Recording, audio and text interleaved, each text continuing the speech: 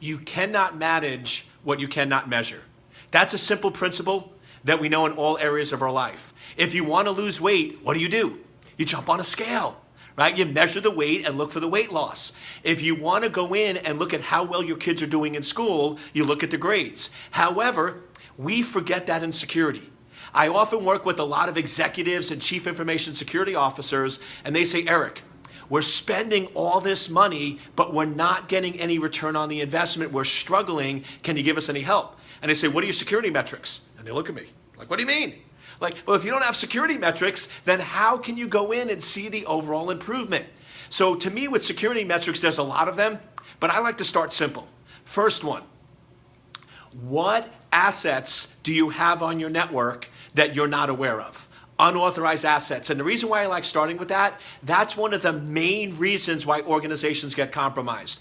If you look at all the major incidents, and I've worked on, if you look on the news, about 70% of those, Secure Anchor has worked on that incident response, helping companies secure their enterprises. And the thing that always comes up is there are servers that are on the network, visible from the internet, they were not aware of.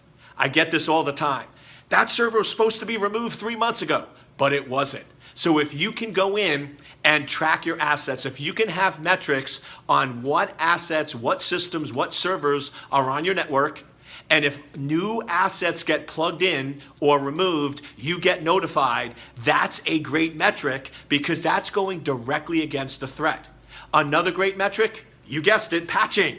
Right? How many patches do you have that haven't been applied in the last 30 days? Now, yes, if you're a big enterprise, you can break that down to critical, high, medium, and low, and you could do different metrics for each of those. But the bottom line is you need to start putting together security metrics. So if you don't know what servers are on your network and what patches are or not applied, I'm looking at my crystal ball.